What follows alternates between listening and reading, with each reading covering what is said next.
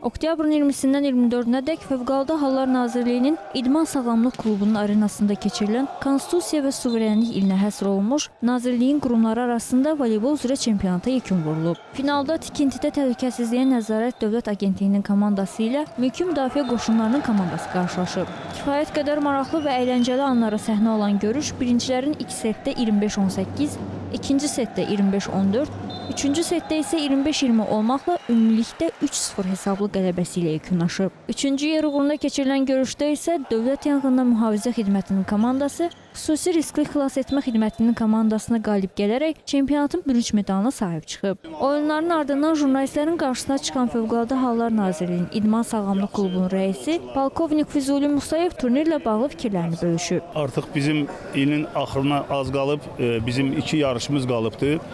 Ümumiyyətcə biləsiniz ki, bu il 2025-ci il bizim konstitusiya və suverenlik ilimizdir və keçirdiyimiz bütün tədbirlərimiz də məhz konstitusiya və suverenlik ilimizə həsr olunub. Qeyd eləmək istəyirəm, mayın 19-u 23-ü biz mini futbol üzrə ilk yarışlarımızı həsr elədik bugünkü günə, yəni bugünkü ilə və davamı gedir. Gördüyünüz bu günləri voleybol üzrə Fövqəladə Hallar Nazirliyinin əməkdaşları arasında keçirilən yarış elə həsr olan suverenlik və konstitusiya ilimizə həsr olunubdur. İl ərzində bizim çox saylı yarışlarımız var və düşünürəm ki, yeni bir idman növlərindən də cəlb eləyəcəyik biz.